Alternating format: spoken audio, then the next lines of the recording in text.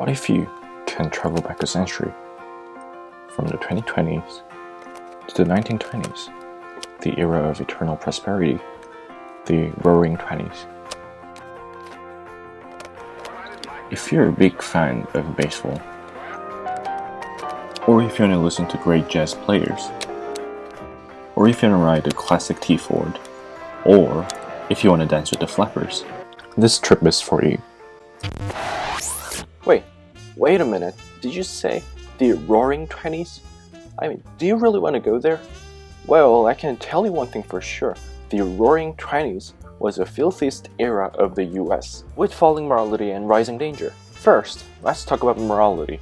I would like to call the roaring 20s as the era of collapsing morality. Please have a brief look at this graph.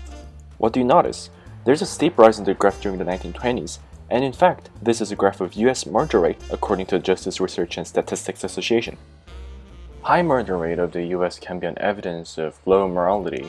However, murder rate is not the only story. Since the ratification of the 18th Amendment and the Volstead Act, or the Prohibition Act, organized crime was proliferating with bootleggers and mafias, which can be represented by Al Capone of Chicago and Dutch Schultz of New York. Well, I believe that no one wants to travel to a place full of mafias and crime.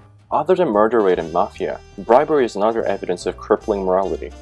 There were politicians bribed by bootleggers, and there were big corruption scandals such as Teapot Dome scandal as well, secretly leasing Federal Reserve oil to the other people. These corruption and bribery scandals can tell nothing but moral failure of the era. Second, safety. When traveling, safety is one of the most important criteria as well.